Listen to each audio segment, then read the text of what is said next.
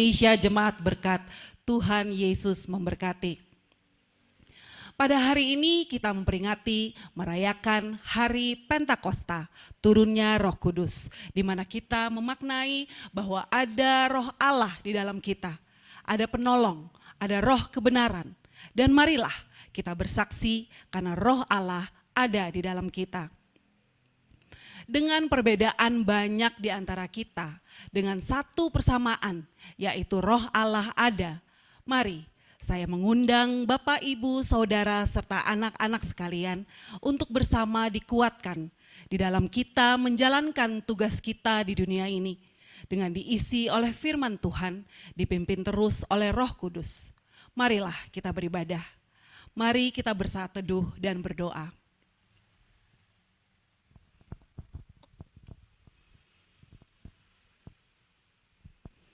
Besar kasih setiamu Tuhan dalam kehidupan kami, besar kasih sayangmu kepada dunia ini. Roh Kudus memimpin kehidupan kami, ada di dalam kami. Biarkan semangat ini terus membara, berkobar, kami serupa dengan Engkau ya Yesus, dan bersaksi bahwa Engkau adalah satu-satunya jalan keselamatan. Ampuni segala dosa dan kesalahan kami. Kami egois dengan keinginan daging kami, yang kerap kali menang di dalam kehidupan. Kami memilih mana yang baik dan mana yang tidak baik. Kami mau terus dipimpin oleh Roh-Mu. Ampuni kami ya Tuhan, layakan kami ya Tuhan. Pimpin ibadah kami bagi penata layan yang bertugas, bagi semua jemaat yang bersama dengan kami saat ini secara langsung ataupun berada di tempat masing-masing. Roh Kudus Tuhan pimpin kami, Roh Kudus-Mu pimpin kami. Kami tolak segala kuasa yang bukan dari Engkau di dalam nama Tuhan Yesus. Di dalam nama Yesus Kristus kami sudah berdoa dan memohon penyertaan Roh Kudus selalu. Amin. Bersorak-soraklah hai umat Tuhan, kudus dan mulialah namanya. Besarlah kasih-Nya, ajaib perbuatannya, berkuasa selama-lamanya, naikkan syukur kepadanya.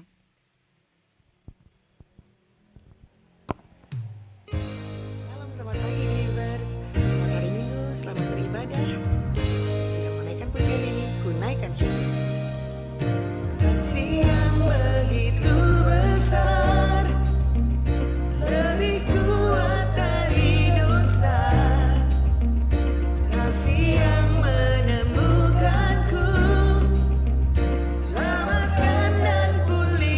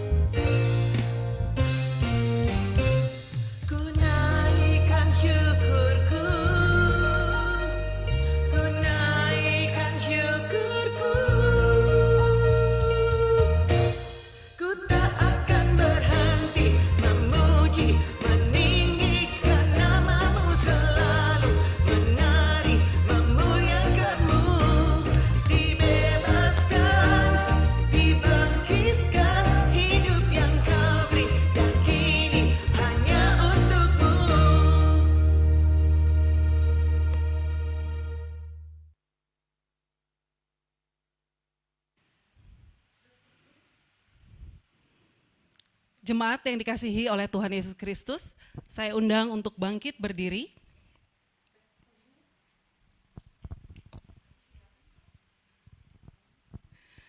Bersama kita akan membacakan bacaan bertanggapan.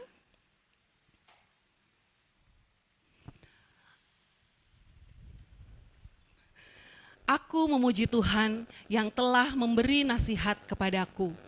Ya, pada waktu malam hati nuraniku mengajari aku. Aku senantiasa memandang kepada Tuhan, karena Ia berdiri di sebelah kananku. Aku Aku tidak tidak goyah. goyah. Sebab itu hatiku bersukacita dan jiwaku bersorak-sorak. Bahkan tubuhku akan diam dengan tenteram. Sebab engkau tidak Engkau tidak menyerahkan aku ke dunia orang mati dan tidak membiarkan orang kudusmu melihat kebinasaan. Bersama, Engkau memberitahukan kepadaku jalan kehidupan. Di hadapanmu ada sukacita berlimpah-limpah. Di tangan kananmu ada nikmat senantiasa. Amin. Dipersilahkan duduk kembali.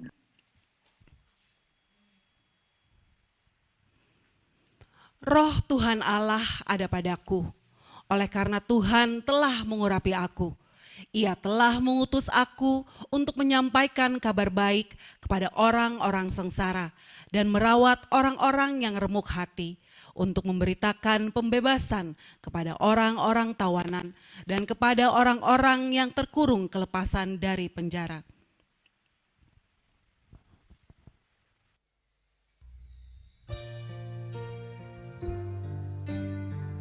Jemaat yang dikasihi Tuhan Yesus, mari saatnya kita mau menghampiri tahta Tuhan. Kita mau mendengarkan firman-Nya. Mari kita angkat pujian ini. Ketika ku hadapi kehidupan ini, jalan mana yang harus ku pilih? Ku tahu ku tak mampu, ku tahu ku tak sanggup. Hanya Kau Tuhan tempat jawabanku. Aku pun tahu ku tak pernah sendiri, sebab Engkau Allah yang menggendongku. Tangan-Mu membelaiku, cinta-Mu memuaskanku. Kau mengangkatku ke tempat yang tinggi. Janji-Mu seperti fajar pagi hari, yang tiada pernah terlambat bersinar. Cinta-Mu seperti sungai yang mengalir, dan ku tahu betapa dalam kasih-Mu.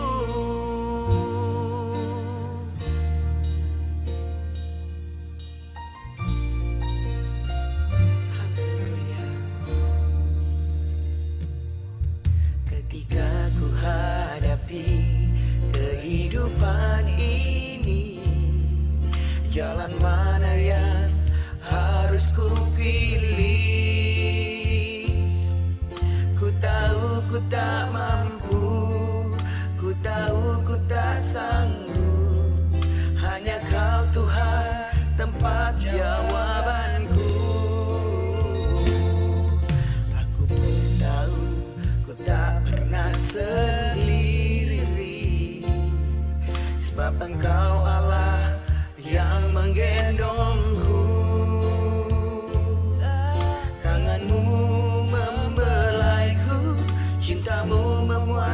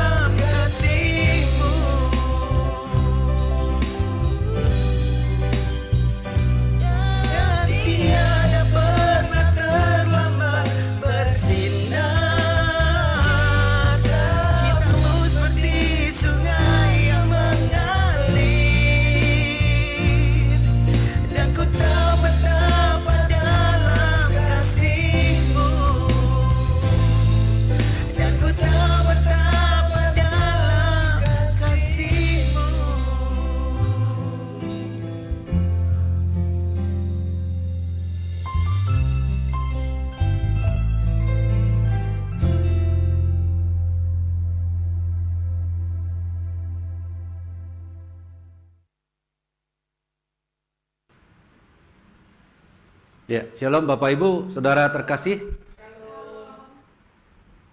Senang berjumpa kembali. Agak grogi saya karena setelah 2 tahun ini pertama sekali saya melayani perjamuan kudus. Rasa-rasanya biasanya Pak Gembala dan Pendeta Yosua Jak. Tapi ya saya harus jalani ini dengan perkenanan Tuhan. Mari kita sebelumnya berdoa.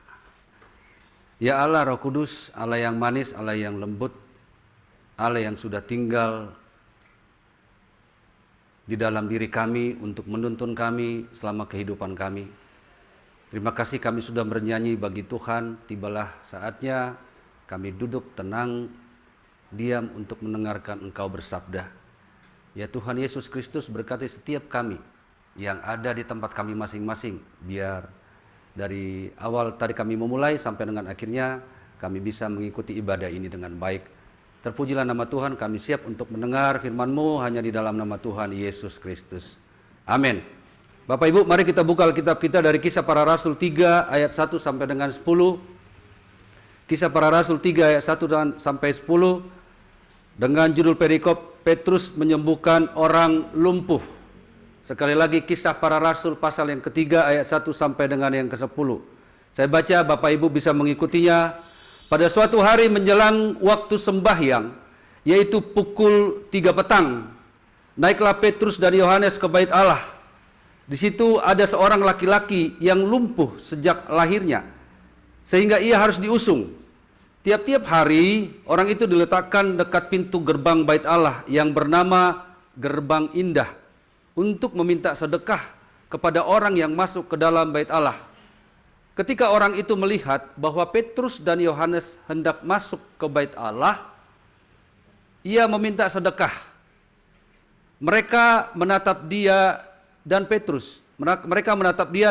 Berkata, "Lihatlah kepada kami." Lalu orang itu menatap mereka dengan harapan akan mendapat sesuatu dari mereka.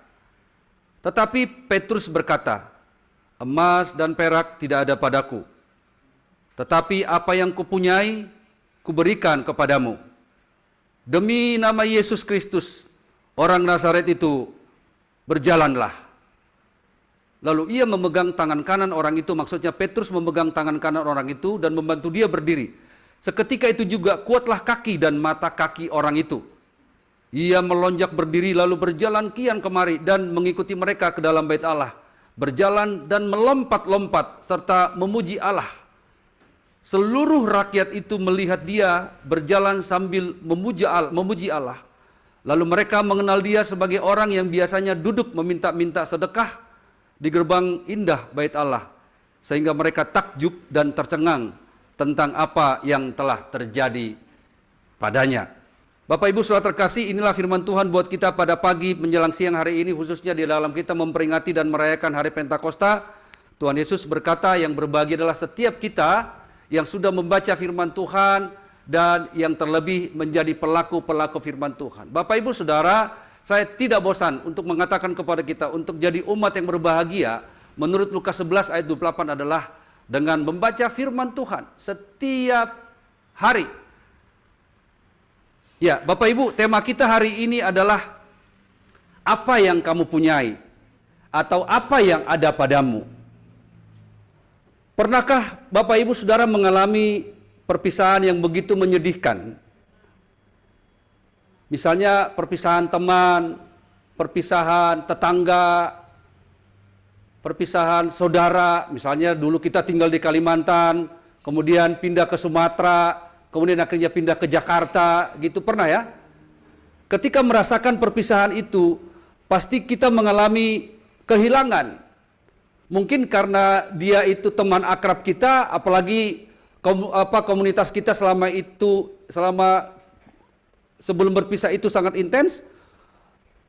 Sekarang enak, ada handphone. Kalau dulu kita nggak bisa, paling surat-suratan. Sekarang video call, lu udah di mana, lu udah gimana gitu ya. Tapi kalau dulu perpisahan itu sangat berat, kehilangannya itu sangat terasa. Nah, hal kehilangan itulah yang dialami oleh para murid Yesus ketika Yesus pergi untuk pertama kalinya, yaitu ia mati, kemudian ia dikuburkan. Kepergian Yesus yang pertama itu membuat murid-murid galau. Kepergian Yesus yang pertama kali itu membuat murid-murid ketakutan. Itu makanya mereka ketika Yesus bangkit menampakkan diri, itu murid-murid berkumpul dan mereka mengunci semua rumah dan semua kamar mereka. Karena keadaan mereka galau. Kemudian keadaan murid-murid ketika Yesus pertama kali pergi itu, bahkan mereka kembali ke pekerjaan mereka yang pertama, yaitu ada yang nelayan, ada yang pekerjaan lain dan sebagainya. Nah, belum lagi semangat mereka pulih kembali seperti semula, belum lagi kekuatan mereka pulih seperti semula, Yesus kembali sudah mengatakan bahwa ia akan pergi kembali. Kembali murid-murid akan merasa kehilangan. Kembali murid-murid akan merasa nggak punya apa-apa. Kembali murid-murid merasa galau karena ia harus berpisah kembali dengan Yesus. Nah, Bapak Ibu sudah terkasih, karena murid-murid tidak mau kehilangan untuk kedua kali. Makanya di dalam Kisah Para Rasul 1 ayat yang ke-6 Alkitab berkata, Yesus, maukah engkau saat ini memulihkan keadaan Israel?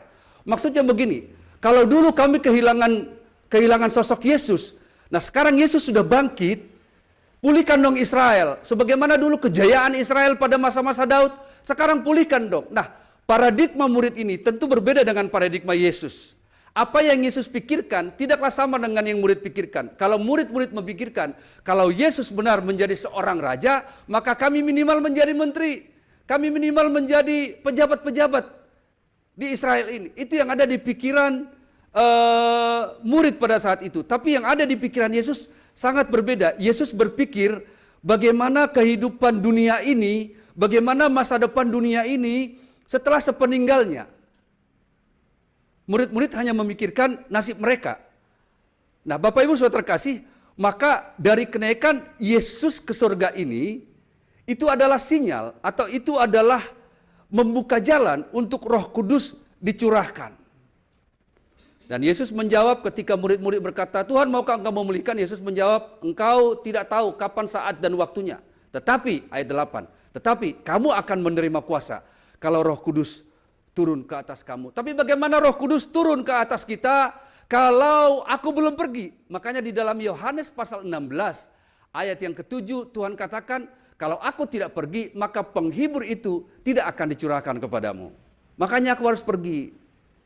Kembali murid mengalami kegalauan. Kembali murid mengalami merasa hampa, merasa tidak punya apa-apa. Karena apa? Karena kembali mereka harus berpisah dengan Yesus. Mereka bertanya-tanya, Roh Kudus apa itu? Karena selama mereka melayani pun, mereka bingung melihat apa yang Yesus lakukan. Bahkan masih ingat ketika Yesus berjalan di atas air, mereka berpikir Yesus siapa? Itu Tuhan, itu hantu. Padahal mereka sudah bertahun-tahun, setiap hari mereka bersama-sama dengan Yesus. Tetapi mereka tidak tahu itu Yesus. Ini ibarat suami istri nih, kalau udah tiap hari jumpa, itu baunya masih jauh, baunya udah kecium. Betul? Betul ya? Ini Yesus sedang menuju mereka. Memang Yesus berjalan di atas air. Tetapi Yesus mereka katakan hantu. Nah, belum lagi Yesus berjanji akan memberikan Roh Kudus. Apa itu Roh Kudus Tuhan? Apa itu mereka tidak mengerti. Nah, Bapak Ibu sudah terkasih. Bacaan kita tadi itu adalah bacaan mengenai pasca setelah Roh Kudus dicurahkan. Berbeda paradigma mereka ketika Roh Kudus sudah dicurahkan. Dan dalam bacaan kita tadi itu adalah janji Allah yang sudah digenapi. Artinya ada bukti yang konkret, ada bukti yang nyata perihal akan janji Allah. Apa janji Allah? Saya baca buat kita. Kisah Para Rasul 1 ayat yang ke-8. Demikian firman Tuhan. Tetapi kamu akan menerima kuasa kalau Roh Kudus turun ke atas kamu. Dan kamu akan menjadi saksiku di Yerusalem dan di seluruh Yudea dan Samaria sampai dengan ke ujung bumi. Bapak Ibu sudah terkasih, kenapa saya katakan bahwa janji Allah sudah digenapi, bahwa ada bukti konkret, ada bukti nyata pasca Roh Kudus dicurahkan. Keadaan murid-murid yang tadinya itu sudah mau pulih setelah Yesus bangkit, tetapi mereka kembali galau, mereka kembali ketakutan karena Yesus akan pergi kembali untuk kedua kalinya. Tetapi tentu Yesus tidak mau dunia ini hampa tanpa tuntunan Tuhan. Makanya ia naik dulu, baru Roh Kudus dicurahkan. Nah, apa keadaan murid-murid yang tadinya galau, yang tadinya merasa hampa, yang tadinya merasa tidak punya apa-apa. Tapi setelah kejadian Pentakosta di mana Roh Kudus dicurahkan, apa pengalaman atau apa yang mereka alami setelah Roh Kudus dicurahkan? Bapak Ibu, ada 3 hal. Yang pertama, setelah Roh Kudus dicurahkan, maka ada hal luar biasa yang terjadi kepada para murid-murid. Saat kita membaca Kisah 2, ayat yang pertama, ayat 41 sampai dengan ayat 43, itu kejadian murid-murid bukan ketakutan lagi. Kejadian murid-murid tidak galau lagi. Tapi kalau kita baca Kisah Para Rasul 2, maaf bukan kejadian. Kisah Para Rasul 2 ayat 41, di situ murid-murid membaptis 3.000 orang. Coba kita bayangkan, kalau murid-murid masih galau, murid-murid masih ada di rumah mengunci diri, atau murid-murid saat itu kembali kepada pekerjaan mereka yang semula. Siapa yang membaptis 3.000 orang ini? Kalau kita baca Kisah Rasul 2 ayat 41. Kemudian apa yang terjadi kepada para murid setelah mereka menerima kuasa Roh Kudus? Yang kedua, mereka mengajar. Itu Kisah Rasul 2 ayat 42. Kemudian yang ketiga, apa yang terjadi kepada para murid-murid setelah mereka dihinggapi Roh Kudus? Kisah Rasul 2 ayat 43, mereka mengadakan banyak mujizat. Ini peristiwa awal, ini pengalaman awal yang para murid alami setelah Roh Kudus dicurahkan. Itu yang pertama. Yang kedua, apa yang murid-murid alami setelah Roh Kudus dicurahkan? Kalau kita baca Kisah Para Rasul 2, itu ketika mereka berbahasa roh, banyak orang mengatakan, mereka mabuk, mereka mabuk, mereka mabuk. Lalu Petrus berdiri dengan keberanian. Inilah poin kedua saya. Setelah Roh Kudus dicurahkan, mereka memiliki keberanian. Apa keberanian Petrus? Yang tadinya dia dianggap, lu pengkhianat loh. Lu bilang kamu mau berani mati untuk Kristus. Tapi setelah orang tanya, kamu bukankah orang-orang yang bersama-sama dengan dia, tapi 3 kali kamu menyangkal dia. Tapi Petrus berani berdiri dan mengatakan, "Hai umat, dengar, mereka belum mabuk, mereka tidak mabuk. Ini baru jam 9 pagi." Kalau kita baca Kisah Para Rasul 2, nggak mungkin mereka mabuk seperti yang kamu sangkakan itu. Dan ingat, Yesus yang kamu bunuh dan yang kamu salibkan itu, dialah Yesus yang bangkit dan Allah menyatakan ia adalah Tuhan sendiri. Lalu dengan khotbahnya, 3.000 orang bertobat pada saat itu. Jadi saat Roh Kudus dicurahkan, hal yang terjadi kepada para murid saat mereka merasa tidak punya apa-apa, saat mereka merasa galau, berbalik 180 derajat. Mereka menjadi berani melayani, mereka mengadakan banyak mujizat. Dan yang kedua, mereka memiliki keberanian. Dan yang ketiga, apa yang murid-murid alami ketika mereka dijamah oleh Roh Kudus. Itulah bacaan kita tadi itu, yaitu para murid memiliki kuasa. Kuasa apa? Saya baca kembali untuk kita. Kisah Para Rasul, bacaan kita tadi itu. Kisah Para Rasul, pasal yang ketiga, ayat yang ketiga. Saya baca buat kita. Kisah Rasul 3 ayat yang ketiga. Demikian firman Tuhan. Ketika orang itu melihat bahwa Petrus dan Yohanes hendak masuk ke bait Allah, ia meminta sedekah. Mereka menatap dia dan Petrus berkata, lihatlah kepada kami. Lalu orang itu menatap mereka dengan harapan akan mendapat sesuatu dari mereka. Tetapi apa jawab mereka?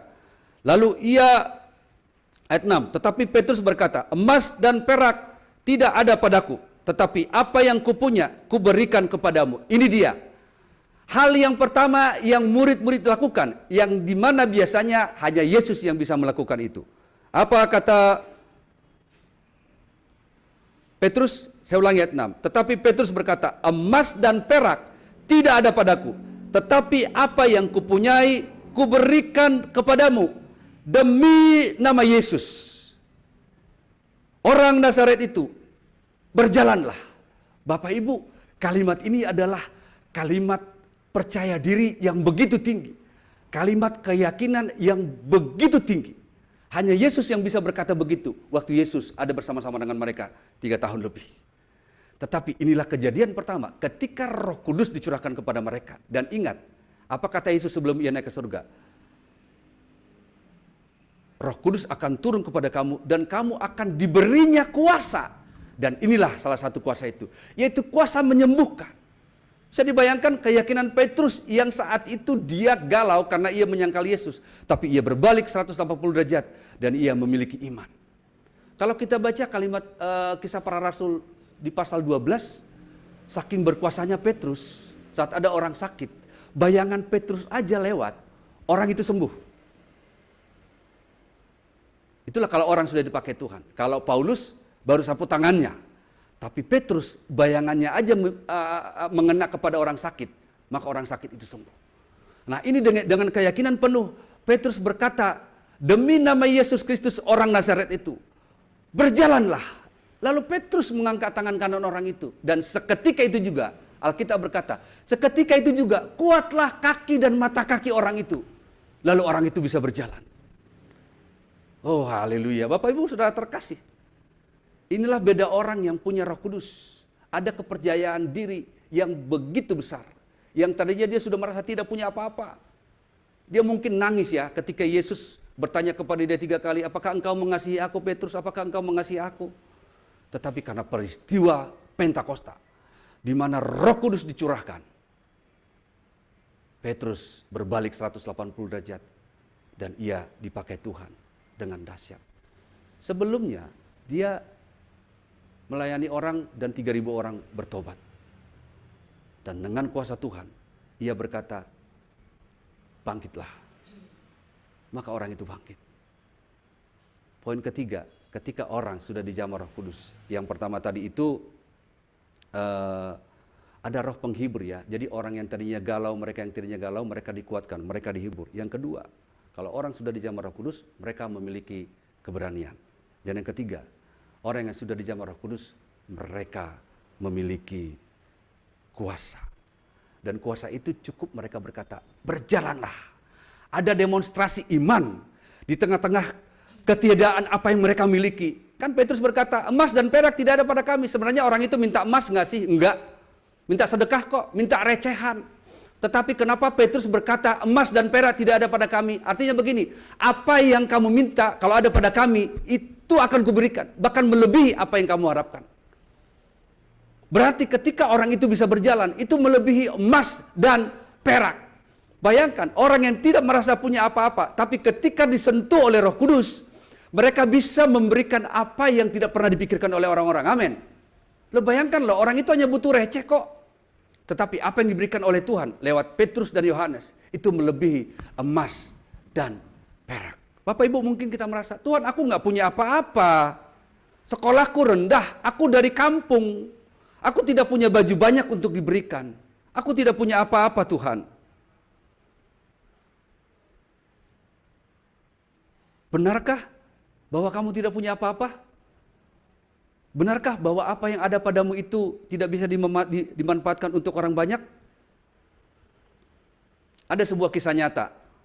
Pada tahun 2006, namanya Catherine Commel, umur 5 tahun. Bapak Ibu bisa searching itu. Catherine Commel ini, ia sedang ada di rumah, sedang menonton film dokumenter tentang Afrika. Di dalam acara TV itu ada informasi yang mengatakan bahwa setiap 30 detik satu anak di Afrika meninggal. Setelah berita itu, Catherine menghitung 1, 2, 3, 20, 29, 30. Lalu ia berteriak, "Ma, ada anak meninggal satu lagi di Afrika." Lalu mamanya datang, "Kenapa nak? Kenapa nak?" Lalu ibunya nonton. "Kenapa mereka bisa meninggal, Ma?" Setiap 30 detik. Lalu mamanya bilang, "Oh iya nak, di Afrika itu ada penyakit yang mematikan. Namanya penyakit malaria. Nah kenapa bisa mereka mati? Kenapa mereka bisa digigit nyamuk? Nah orang-orang itu bisa terlindungi dengan memakai kelambu yang sudah direndam dengan insektisida. Ada bahan khusus sehingga ketika nyamuk mencium itu maka nyamuk akan menjauh. Tapi kenapa mereka tidak dikirimkan kelambu? Oh nah itu kelambu itu mahal." Besok harinya, cerita berjalan, ternyata guru Catherine ini telepon orang tuanya bahwa saat itu Catherine tidak berikan uang jajannya. Karena seperti biasa, sekolah di sana itu orang tua berikan uang sedikit untuk jajan dan diberikan kepada guru, dan gurulah yang memberikan snack itu. Tapi pada hari itu Catherine tidak membagikan uang jajannya. Nah ternyata uang itu dikumpulkan. Setiap Sabtu Catherine menjual buku bekas, pakaian bekas, boneka bekas dengan tujuan supaya ia bisa beli kelambu. Dengan usahanya sendiri, akhirnya Catherine dengan mengumpulkan uang dari jualan barang-barang bekasnya, Catherine dan mamanya bisa membeli satu buah kelambu yang sudah direndam dengan bahan khusus. Lalu kelambu itu dikirim ke Afrika. Sebelum dikirim, mamanya cari-cari di internet apa badan amal yang secara khusus menangani ini. Nama badan amalnya adalah Nothing But Nets. Nggak ada apa-apa kok kecuali jaring atau kecuali kelambu. Itu aja yang mereka butuhkan. Lalu mamanya dapat link ini dan menghubungi, dan link inilah yang bekerja sama untuk dikirimkan ke Afrika. Catherine tidak berhenti sampai di situ. Catherine dengan daya upayanya yang masih berumur 5 tahun, akhirnya ia mulai terkenal dan dipanggil ke sana kemari. Dalam hitungan tidak lama, Catherine akhirnya bisa mengumpulkan 6.000 sekian dolar, yang kalau dirupiahkan 83 juta. Lalu kemudian dibelikan kelambu, lalu dikirimkan. Catherine mulai terkenal. Seorang pesepak bola terkenal namanya David Beckham akhirnya mendonasikan beberapa uangnya. Lalu dikirim kembali kelambu ke Afrika. Tidak hanya itu, Catherine sudah mulai banyak jaringan, Catherine sudah mulai banyak teman, Catherine sudah mulai banyak dikenal oleh orang-orang. Lalu mereka membuat surat kepada 100 orang kaya yang ada di Afrika. Salah satunya adalah pemilik Microsoft, namanya Bill Gates. Lalu Bill Gates mengatakan, tidak mungkin aku tidak mendonasikan uangku. Lalu Bill Gates mendonasikan uangnya sebesar 3 miliar rupiah.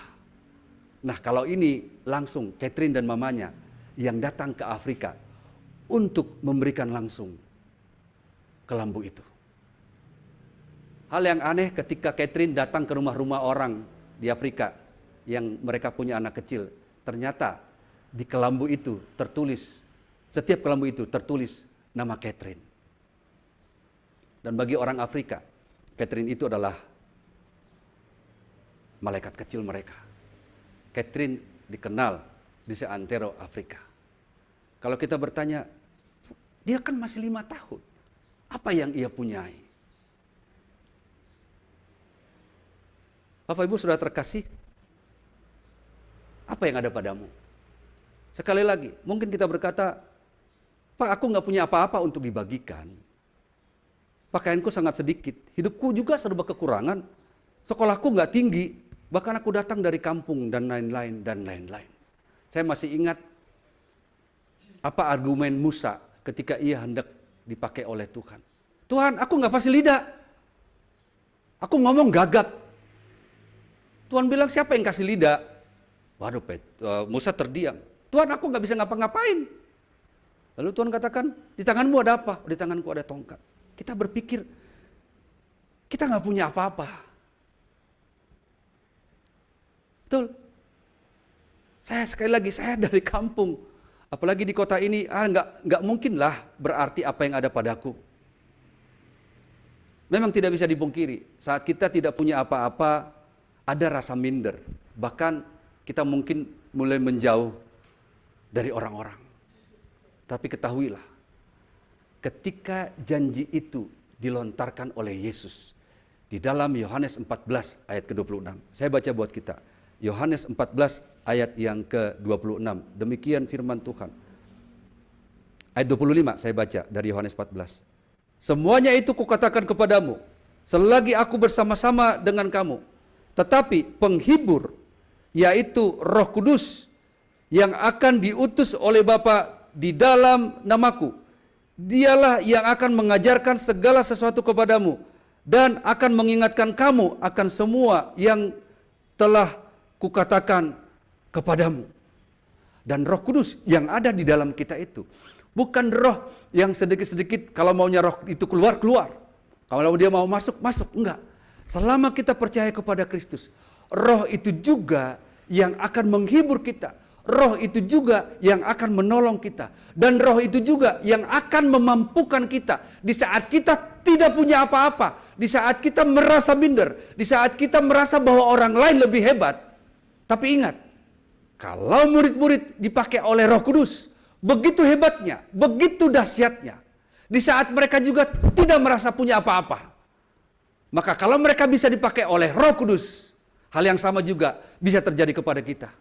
Di saat kita merasa tidak punya apa-apa, aku tidak punya apa-apa, pekerjaanku hanya menghasilkan sedikit, aku pendidikanku juga tidak tinggi. Maka di saat itu juga, sebagaimana ia memakai para murid, maka Roh Kudus juga akan memakai kita. Pertanyaannya, bukan masalah mampu atau tidak. Tapi pertanyaannya, mau nggak kita? Mau nggak kita dipakai oleh Roh Kudus saat kita merasa tidak punya apa-apa? Sebagaimana Catherine dengan dahsyat dipakai oleh Tuhan. Ia baru berumur 5 tahun. Ia tidak menunggu uang jajan yang melimpah datang dari orang tuanya, sumbangan yang datang. Tapi ia bertindak sendiri. Dalam waktu cepat, wabah malaria mulai menurun. Dan akhirnya kita bisa lihat, Afrika, anak-anak di sana bisa tertolong. Bapak Ibu, saudara terkasih, ketika Roh Kudus ada di dalam kita, ada kepercayaan diri yang begitu besar karena Roh Kudus ada di dalam kita. Ada kepercayaan diri yang begitu besar ketika kita tahu ada Roh Kudus yang memimpin kehidupan kita. Bahkan Bapak Ibu, saudara terkasih, ada kepercayaan diri yang begitu besar akan hal-hal luar biasa yang belum pernah kita lakukan. Maka ke depan, karena kita tahu ada Roh Kudus, maka hal-hal luar biasa itu sebagaimana Petrus dipakai oleh Tuhan, maka kita pun bisa dipakai oleh Tuhan. Amin. Roh Kudus sudah dicurahkan. Tidak perlu Pentakosta kesekian. Tidak perlu Pentakosta kesekian untuk kita bisa dipakai Tuhan. Sekali Roh Kudus dicurahkan, maka sekali untuk selama-lamanya. Dan kuasa Tuhan jauh lebih besar. Kalau kita baca 1 Yohanes 4 ayat 4, roh yang ada di dalam dunia ini, roh yang ada dalam kita itu jauh lebih besar. Jadi Bapak Ibu saudara terkasih, ketika kita tidak punya apa-apa, tapi kita punya Tuhan, saya percaya kita sudah memiliki segalanya. Amin. Jadi sebagai anak Tuhan, jangan merasa, aku kan hanya penerima jemaat, aku kan hanya tukang edit, kata Abednego, aku kan hanya ini, hanya itu. Kalau Catherine bisa dipakai Tuhan dengan luar biasa, saya percaya jemaat GRIP, para pengurus, para majelis yang sempat merasa berpikir aku tidak punya apa-apa. Sekali lagi, kalau Petrus dan Yohanes dipakai dengan dahsyat, maka kita pun akan bisa dipakai oleh Tuhan. Mau dipakai oleh Tuhan? Mau? Mau ya? Jadi bukan lagi, Tuhan aku nggak punya apa-apa. Kalau saya buat pilihan, pertanyaannya begini. Sedikit lagi ya, biar kita masuk dalam perjamuan kudus. Kalau ada pertanyaan begini, di sini ada teman-teman, ada Kak Jun, ada Kalina, ada Kak Bebi, ada Ito Emi, ada Nantulang, ada Abed, ada Alia. Kalau saya tanya kepada kita semua juga yang ada di Zoom ini, mau pilih mana? Kita kaya sekaya-kayanya. Setengah Lebak Bulus punya kita. Tapi nggak punya Tuhan. Tapi kita miskin. Rumahnya hanya itu-itu aja. Sempit. Tidak punya apa-apa. Tapi kita punya Tuhan. Mau pilih mana? Ada yang nyeletuk. 1,5 punya Tuhan dan punya apa-apa. Ya. Sedikit loh. Kalau kita coba pikirkan keadaan murid-murid saat itu, mereka galaunya udah galau sultan. Bukan galau abal-abal. Makanya mereka mengunci diri kan? Karena Yesus Tuhan, dia sudah memakai tubuh kemuliaan, makanya ia bisa tembus ke ruang itu. Saking takutnya mereka. Makanya ketika para perempuan melihat Yesus bangkit, kamu ngaco. Hantu kalian kamu lihat itu. Kan kata murid-murid, bukan, aku jelas melihat bahwa itu Yesus, itu guru kita. Mereka ketakutannya amat sangat. Tapi ketika Roh memimpin hidup mereka, maka hal yang tidak mungkin menjadi mungkin. Jadi kalau saya tanya Bapak Ibu sudah terkasih, apa yang ada padamu? Roh Kudus ada padaku. Sekali lagi kalau saya tanya, apa yang ada padamu? Apa yang kamu punyai? Roh Kudus kita punya selama-lamanya. Amin. Jadi maju. Apapun yang akan kita hadapi ke depan, saya punya Roh Kudus. Belum lagi saya punya tim. Saya punya rekan-rekan yang bekerja. Saya percaya kita akan bisa dan dimampukan Tuhan untuk bisa menjadi alat Tuhan yang luar biasa. selamat dipakai oleh Tuhan dengan luar biasa. Tuhan Yesus memberkati. Amin. Bapak Ibu sudah terkasih, kita akan masuk dalam perjamuan kudus. Saya mempersilakan Bapak Ibu untuk mempersiapkan diri. Walaupun Bapak Ibu di rumah atau yang ada di studio Grip, siapkan dirimu, siapkan roti dan anggur.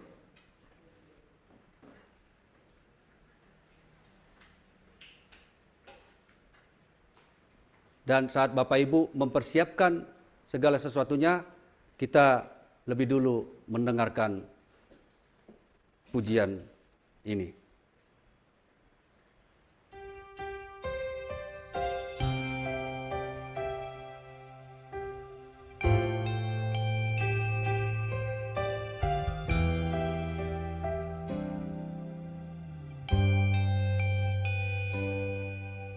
Saat ku masuk ke hadirat-Mu, bawa persembahan ke tempat kudus-Mu. Pujian ku naikkan, sembah ku berikan bagi-Mu Allah yang mulia.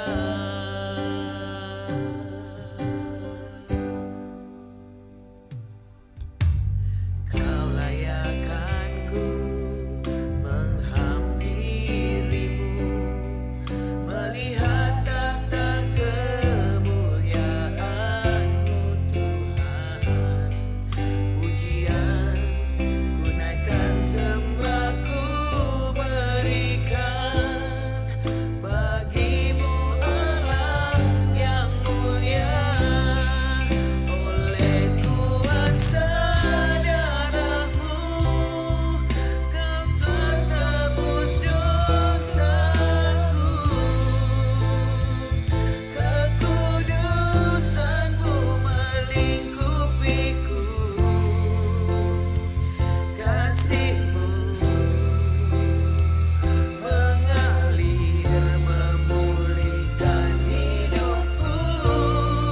Sungguh besar anugerah-Mu, Kau selamatkan hidupku. Ku menjadi ciptaan yang baru oleh kuasa darah-Mu.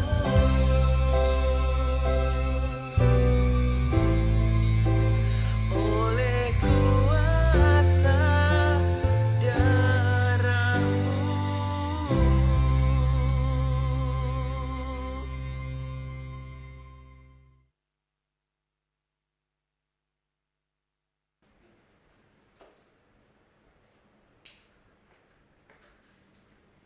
Ya, Bapak Ibu sudah terkasih? Apakah Bapak Ibu sudah mempersiapkan roti dan anggur?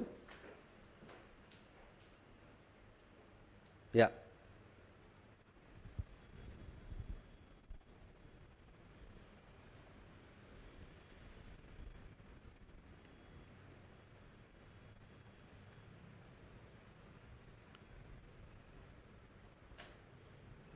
Cawan ini adalah perjanjian baru yang dimeteraikan oleh darahku. Perbuatlah ini setiap kali kamu akan meminumnya.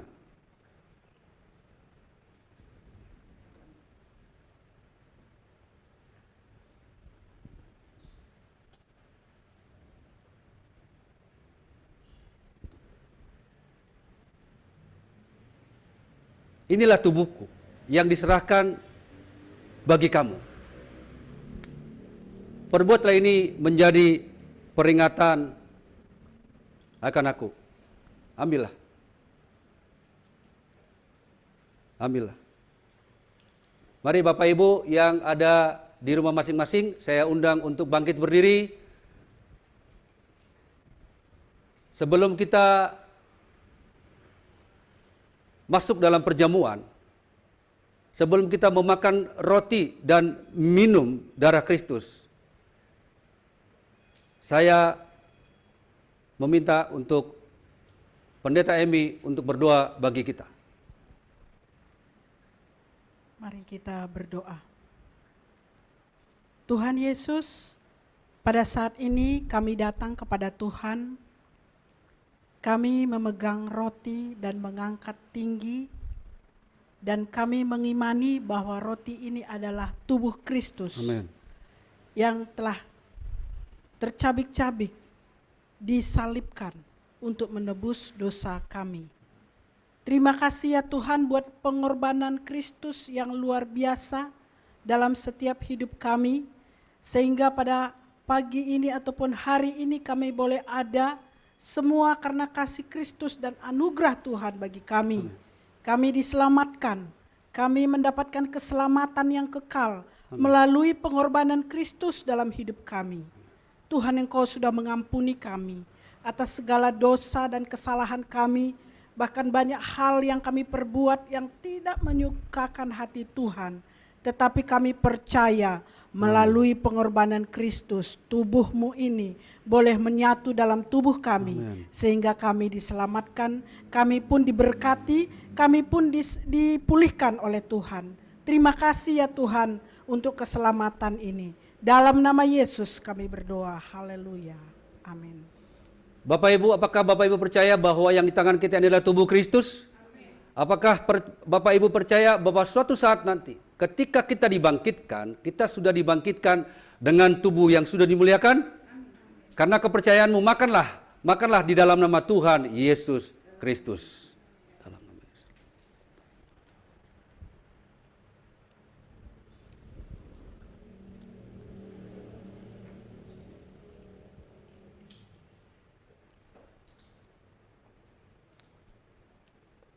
Mari Bapak Ibu, angkat cawanmu tinggi-tinggi, dan sebelum kita meminum darah Kristus, Diakon John akan berdoa buat kita. Kami angkat air anggur yang oleh firman Allah menjadi darah Tuhan Yesus Kristus, yang memberikan pengampunan atas dosa-dosa kami. Yes. Dan kami mau berjanji untuk hidup di dalam pertobatan, hidup dalam kesucian dan kekudusan. Di dalam nama Tuhan Yesus, oleh darah-Mu, oleh bilur-bilur-Mu, Amen. kami disembuhkan.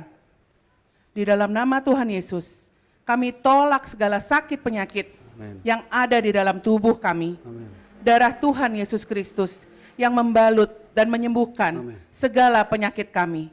Amin. Bapak Ibu, apakah Bapak Ibu percaya bahwa inilah darah Kristus? Apakah Bapak Ibu percaya bahwa ketika Bapak Ibu meminumnya dan bersatu dengan darah kita, kita sudah disucikan? Taruh tangan kananmu dengan imanmu, dengan kepercayaanmu kepada Kristus. Ketika engkau meminumnya, maka tidak hanya dosa kita yang diampuni, yang sudah diampuni, tetapi segala penyakit kelemahan kita, Tuhan juga sudah sembuhkan. Dengan kepercayaanmu, minum di dalam nama Tuhan Yesus Kristus.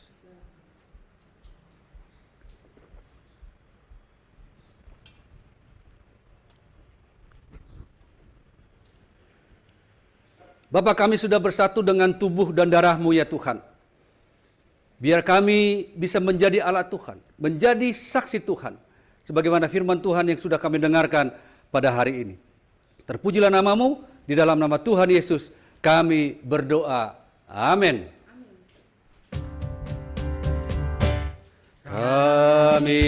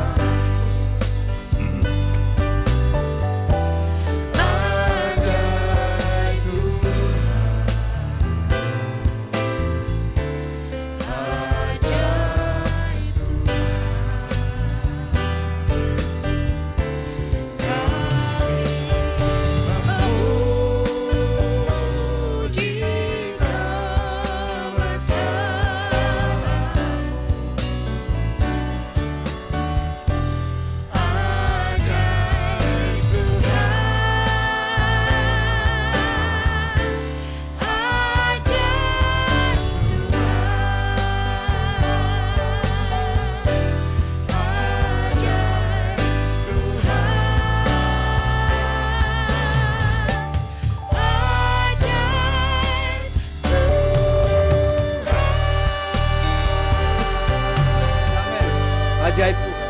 Masih dalam posisi berdiri sebagai orang percaya, mari kita bersama-sama mengucapkan pengakuan iman melalui pengakuan iman rasuli yang diucapkan oleh setiap orang percaya dari segala abad dan tempat. Oleh sebab itu mari kita mengaku, aku percaya kepada Allah, Bapa yang Maha Kuasa, Halik langit dan bumi, dan kepada Yesus Kristus, anaknya yang tunggal Tuhan kita, yang dikandung daripada Roh Kudus, lahir dari anak darah Maria, yang menderita sengsara di bawah pemerintahan Pontius Pilatus, disalibkan, mati dan dikuburkan, turun ke dalam kerajaan maut. Di hari ketiga, bangkit pula dari antara orang mati, naik ke surga, duduk di sebelah kanan Allah, Bapa yang Maha Kuasa, dan akan datang dari sana untuk menghakimi orang yang hidup dan yang mati. Aku percaya kepada Roh Kudus, gereja yang kudus dan am, persekutuan orang kudus, pengampunan dosa, kebangkitan orang mati, dan hidup yang kekal. Amin. Silakan duduk Bapak Ibu. Terima kasih. Tibalah saatnya kita akan masuk di dalam persembahan. Seperti yang kita tahu, ini adalah minggu pertama, minggu di mana kita sudah menerima banyak berkat Tuhan. Mari persiapkan yang terbaik, sekaligus persiapkan akan ibadah persembahan syukurmu, atau persembahan perpuluhan, atau persembahan apa saja seraya mengingat firman Tuhan. Muliakanlah Tuhan dengan hartamu dan dengan hasil pertama dari segala penghasilanmu, maka lumbung-lumbungmu akan diisi penuh sampai melimpah-limpah, dan bejana pemerahanmu akan meluap dengan air buah anggurnya. Selamat memberi, Tuhan Yesus memberkati. Amin.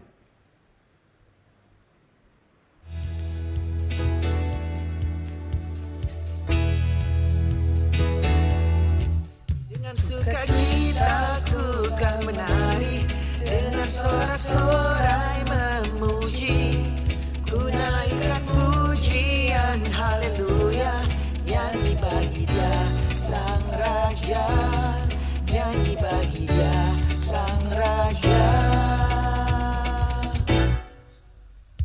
Kasih Allah tak berkesudahan, selalu baru setiap pagi. Rahmat-Nya pun tak pernah berakhir seumur hidupku. Kasih Allah tak berkesudahan, selalu baru setiap pagi.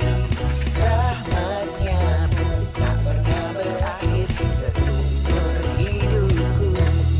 Dengan sukacita ku kan menari, dengan sorak-sorai memuji, ku naikkan pujian haleluya, nyanyi bagi Dia Sang Raja, nyanyi bagi Dia Sang Raja. Dengan sukacita ku kan menari, dengan sorak-sorai memuji, ku naikkan pujian haleluya, nyanyi bagi Dia Sang Raja, nyanyi bagi Dia Sang Raja.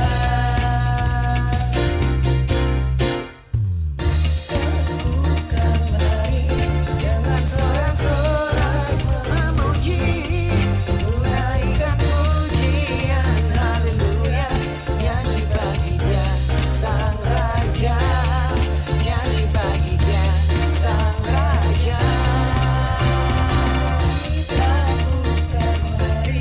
Dengan sorak-sorai memuji, ku naikkan pujian haleluya, nyanyi bagi Dia Sang Raja, nyanyi bagi Dia Sang Raja, nyanyi bagi Dia Sang Raja, nyanyi bagi Dia Sang Raja selamanya.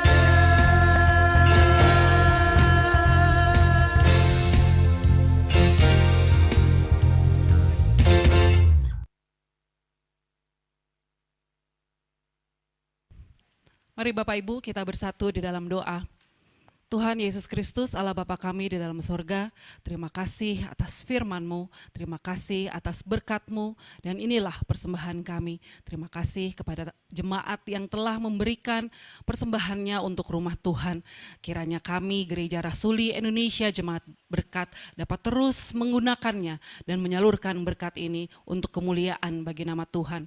Hanya di dalam nama Tuhan Yesus Kristus kami berdoa dan mengucap syukur. Haleluya. Amin. Terima kasih atas persembahan Bapak Ibu Saudara sekalian. Kita akan masuk ke dalam warta jemaat pada minggu hari ini. Diinformasikan ibadah raya Minggu 12 Juni 2022 pukul 10 waktu Indonesia bagian Barat akan dilakukan melalui YouTube channel Gereja Rasuli Indonesia Jemaat Berkat dan akan dilayani oleh Bapak Pendeta Yosua Jak.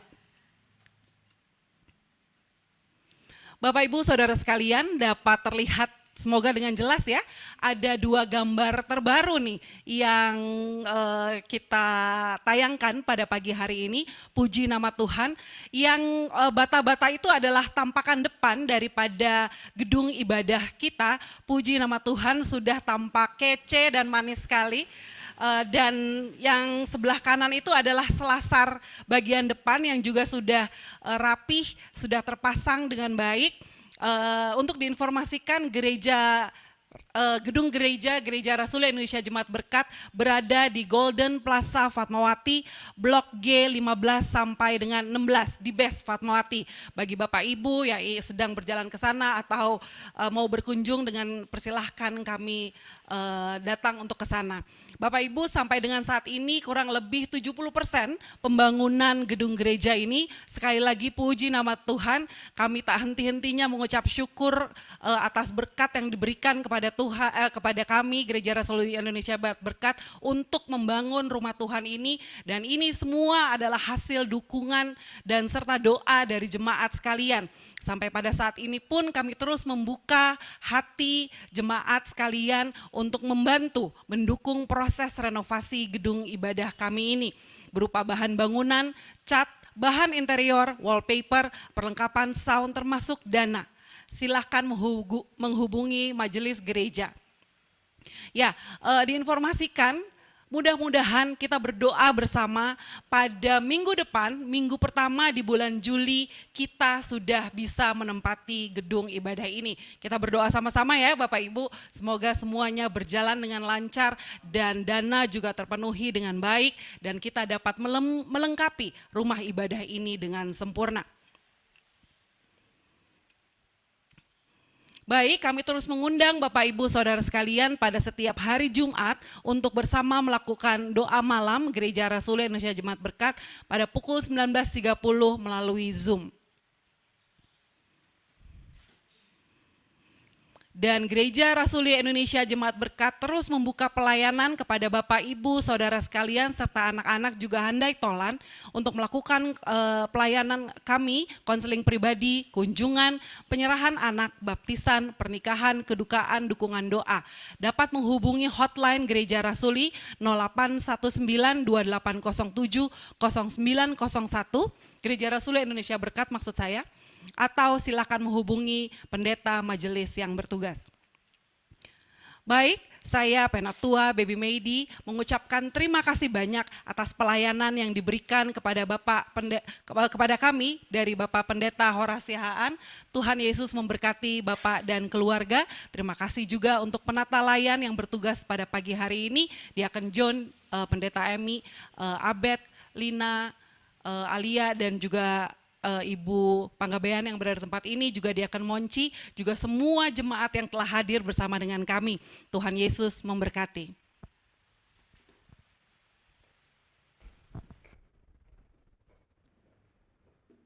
Ya, terima kasih untuk Ibu Penatua Baby Meidi Tampu Bolon. Bapak Ibu, sebelum kita akhiri kebaktian kita, terlebih dahulu kita masuk dalam doa syafaat. Mari kita bersatu di dalam doa. Terpujilah namamu ya Tuhan, dalam nama Yesus Kristus, Allah yang sudah memberkati kami sepanjang ibadah dari kami mempersiapkan diri di tempat ini, mengawali ibadah sampai dengan sebentar kami akan mengakhirinya. Segala puji dan syukur bagimu ya Tuhan. atas anugerah-Mu yang sudah memberkati kami dan yang sudah membuat kami semakin yakin dan semakin teguh di dalam menjalani kehidupan ini, karena kami tahu ada Roh Kudus yang senantiasa ada di dalam kehidupan kami. Saat ini kami menaikkan syafaat kami kepada-Mu ya Tuhan. Kami terus berdoa buat bangsa, negara kami Indonesia, pemerintahan yang ada, pemerintahan pusat dan daerah, presiden, wakil presiden, dan juga ada gubernur sampai kepada jajarannya. Ada kerjasama yang baik antara pusat dan daerah untuk membangun kembali Indonesia ini menuju masyarakat yang adil dan makmur.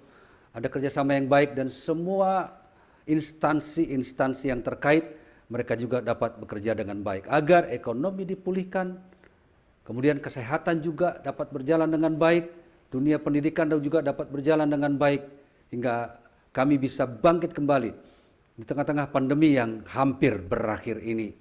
Tuhan yang memberkati semua orang-orang yang terkait di dalamnya. Kami juga berdoa ya Tuhan, meskipun pandemi sudah melandai dan sudah menuju ke titik nol, tapi kami juga tetap melakukan protokol kesehatan dengan baik. Kami tidak gegabah Tuhan menjalani hidup ini, karena kami mau pandemi ini cepat berlalu dari muka bumi ini. Kami juga berdoa Tuhan untuk dunia pendidikan yang sempat terganggu akibat pandemi ini. Anak-anak bahkan para mahasiswa juga harus belajar dari rumah. Tapi kami bersyukur ya Tuhan, Engkau yang memberkati mereka dan dapat mengejar setiap ketertinggalan selama mereka belajar di rumah ya Tuhan. Kami juga berdoa untuk dunia kesehatan agar seluruh pelosok di negeri kami ini dapat disentuh oleh rumah sakit, oleh puskesmas, sehingga mereka tidak harus berjalan jauh ya Tuhan, bahkan sampai harus nginap di hutan, tapi mereka dapat mengakses tempat-tempat kesehatan dengan baik, agar ini juga dapat dipikirkan oleh pemerintahan kami, agar dunia kesehatan juga dapat dinikmati oleh semua rakyat Indonesia. Kami juga berdoa ya Tuhan untuk gereja di mana kami beribadah Tuhan, untuk umat-Mu yang ada di Indonesia ini. Terima kasih Bapak, sebagian besar sudah melakukan ibadah tatap muka. Terpujilah nama Tuhan. Kalaupun masih ada ibadah yang online seperti kami saat ini, agar kami juga jemaat dapat tetap mengikuti ibadah ini dengan baik, dengan serius, dengan khusyuk ya Tuhan. Karena kami tahu Engkau adalah Allah roh adanya, Engkau yang tidak terbatas ruang dan waktu. Bahkan Engkau hadir lewat ibadah online. Terpujilah nama-Mu ya Tuhan. Kami berdoa akhirnya untuk gereja kami, Tuhan yang memberkati akan penyelesaian renovasi gereja kami Tuhan, yang sudah masuk dalam tahap akhir. Kami berdoa Tuhan, oleh kemurahan Tuhan, berkatilah kami untuk kami bisa mencukupi setiap kekurangan-kekurangan yang masih diperlukan di dalam tahap renovasi ini ya Tuhan. Berkati juga setiap tukang yang bekerja, jauhkan dari kecelakaan kerja, mereka dapat kerja dengan baik dan bisa selesai dengan baik untuk rencana kami. Di awal Juli nanti kami bisa beribadah tatap muka. Tuhan yang memberkati gembala sidang kami Pendeta Renaldo Panggabean di dalam setiap aktivitasnya, di dalam setiap usahanya ya Tuhan. Berkati secara khusus dalam perkuliahannya ya Tuhan, dan bisa diselesaikan dengan baik ya Tuhan. Bahkan apapun yang ia pikirkan, yang ia gumulkan, yang ia harapkan dari Tuhan, Engkau jadi jalan keluar, sumber jawaban di dalam setiap kehidupannya. Berkati Ibu Gembala, Ibu Selerina, Tuhan yang memberkati kesehatannya, apapun yang ia alami sekarang, oleh kuasa Tuhan, oleh kuasa darah-Mu, Ibu Ai tidak hanya memperoleh kekuatan, tapi beroleh kesembuhan di dalam nama Yesus Kristus. Berkati kedua anaknya, Sarah dan Ayes yang jauh dari mereka. Untuk hamba-Mu Pendeta Yosua Jab, bahkan beserta dengan keluarga dalam pekerjaan, Tuhan berkati hamba-Mu ini, menjadi saksi Tuhan, menjadi alat Tuhan dimanapun dia ada. Bahkan untuk hamba, istri dan kedua anak-anak, beserta dengan semua majelis, ada penatua dan diaken, ada para pengurus. Tuhan berkati kami semua yang melayani di tubuh Gereja Rasuli Indonesia Jemaat Berkat. Melayani bersama-sama, bekerja bersama-sama, diberikan kesatuan hati untuk kami bisa melayani Engkau ya Tuhan lewat gereja kami di tempat ini, untuk memberikan umat gembalaan kami ya Tuhan, memberikan mereka apa yang mereka butuhkan, khususnya secara rohani di dalam nama Yesus Kristus. Kami berdoa untuk jemaat Tuhan yang minggu-minggu ini berulang tahun. Tuhan memberkati sukacita mereka. Apa yang belum terpenuhi, apa yang belum tergenapi di usia mereka yang sebelumnya, Tuhan memberkati di usia yang baru. Penuhi dan genapi sukacita mereka ya Tuhan.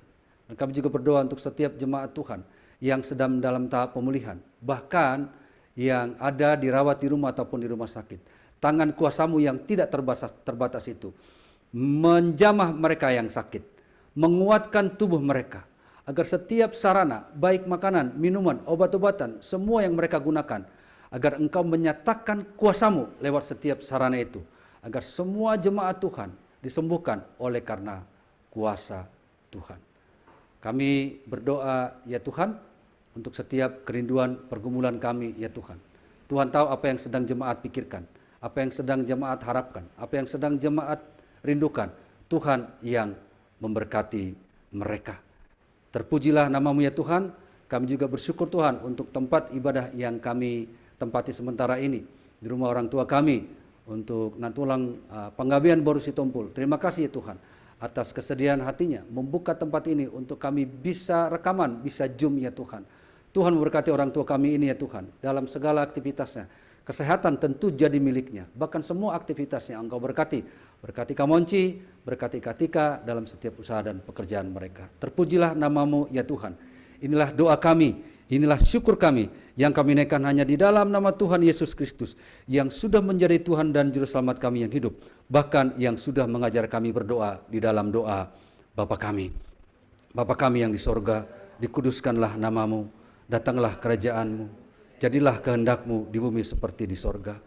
Berikanlah kami pada hari ini makanan kami yang secukupnya, dan ampunilah kami akan kesalahan kami, seperti kami juga sudah mengampuni orang yang bersalah kepada kami. Dan janganlah membawa kami masuk dalam pencobaan, tapi lepaskanlah kami daripada yang jahat, karena Engkaulah yang mempunyai kerajaan, dan kuasa, dan kemuliaan, sampai selama-lamanya. Amin.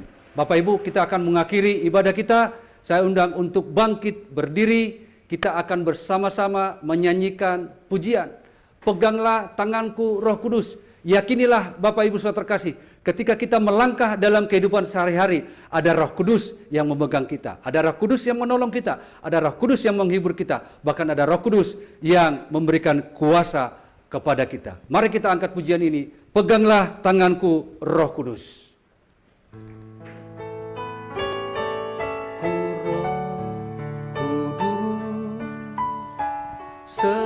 Setiap hari ku tak dapat jalan sendiri, dapat jalan sendiri tanpa Roh-Mu. Bawalah diriku kepada segala kebenaran, agar ku tidak tersesat, mengikuti jalan-Mu. Katakan, kudus, kudus Tuhan. Kudus, kudus Tuhan, kudus nama-Mu. Ku bersyukur dalam simfoni indah, ajaib-ajaib Tuhan, ajaib nama-Mu, nama yang beri menang, Yesus namanya. Sekali lagi, peganglah tanganku Roh Kudus, peganglah tanganku Roh Kudus, setiap hari ku tak dapat jalan sendiri tanpa Roh-Mu. Bawalah diriku kepada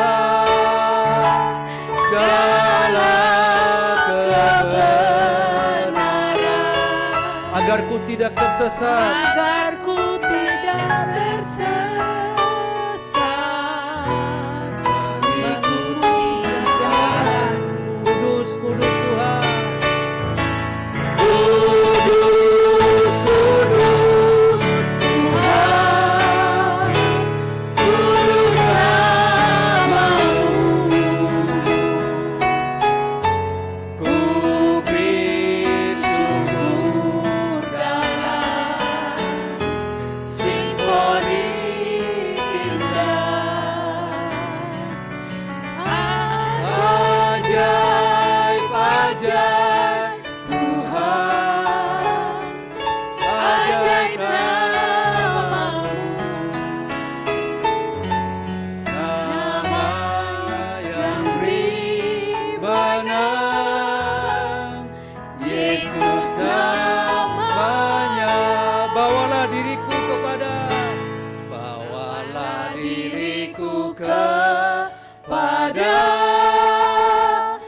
segala kebenaran,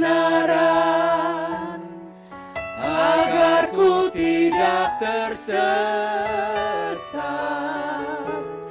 mengikuti jalanmu. Sekali lagi, agar ku tidak tersesat, agar ku tidak tersesat, mengikuti jalanmu. Amin. Bapak Ibu, bersiaplah menerima berkat Tuhan. Ingat, jangan takut menghadapi hidup ini, jangan merasa tidak punya apa-apa, karena kita punya Tuhan lewat Roh-Nya yang kudus yang ada bersama kita setiap hari sampai dengan selama-lamanya. Arahkan hatimu kepada Tuhan, angkat kedua tanganmu dan tengadahkan wajahmu, dan terimalah berkat Tuhan. Tuhan memberkati engkau dan melindungi engkau. Tuhan menyinari engkau dengan wajahnya dan memberi engkau kasih karunia. Dan Tuhan menghadapkan wajahnya kepadamu dan memberikan engkau damai sejahtera. Amin. Mari kita nyanyikan doksologi kita. Terima kasih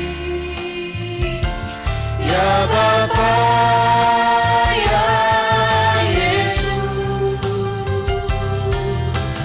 ya Roh Kudus, ku berterima kasih.